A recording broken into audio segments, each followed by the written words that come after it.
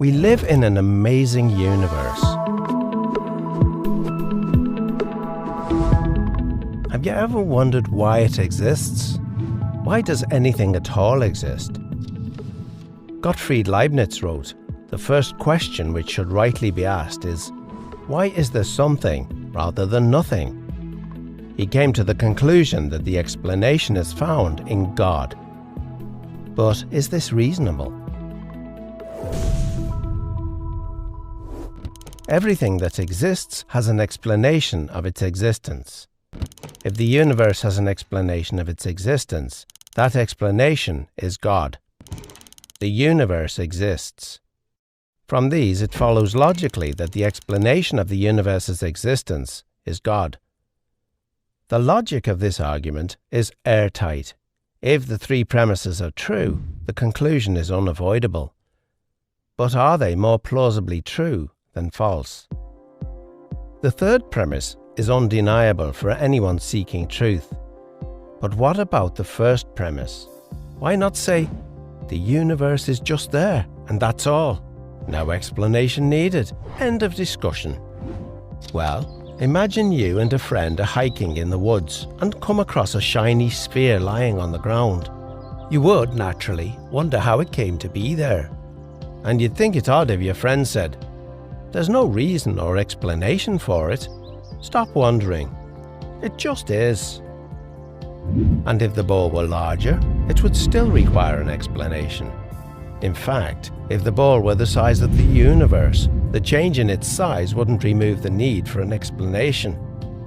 Indeed, curiosity about the existence of the universe seems scientific and intuitive. Someone might say, if everything that exists needs an explanation, what about God? Doesn't he need an explanation? And if God doesn't need an explanation, then why does the universe need an explanation? To address this, Leibniz makes a key distinction between things that exist necessarily and things that exist contingently. Things that exist necessarily exist by necessity of their own nature. It's impossible for them not to exist. Many mathematicians think that abstract objects like numbers and sets exist like this. They're not caused to exist by something else, they just exist by necessity of their own nature. Things that exist contingently are caused to exist by something else. Most of the things we're familiar with exist contingently. They don't have to exist.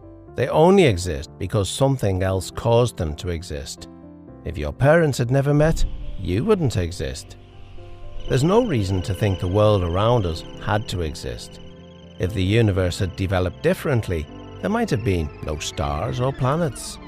It's logically possible that the whole universe might not have existed.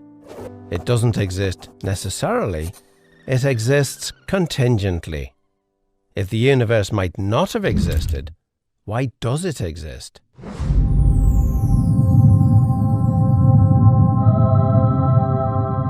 The only adequate explanation for the existence of a contingent universe is that its existence rests on a non-contingent being, something that cannot not exist because of the necessity of its own nature. It would exist no matter what. So, everything that exists has an explanation of its existence, either in the necessity of its own nature or in an external cause. But what about our second premise?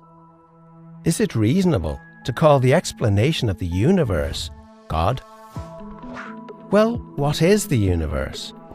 It's all of space-time reality, including all matter and energy. It follows that if the universe has a cause of its existence, that cause cannot be part of the universe. It must be non-physical and immaterial, beyond space and time. The list of entities that could possibly fit this description is fairly short, and abstract objects cannot cause anything. Leibniz's contingency argument shows that the explanation for the existence of the universe can be found only in the existence of God. Or, if you prefer not to use the term God, You may simply call him the extremely powerful, uncaused, necessarily existing, non-contingent, non-physical, immaterial, eternal being who created the entire universe and everything in it.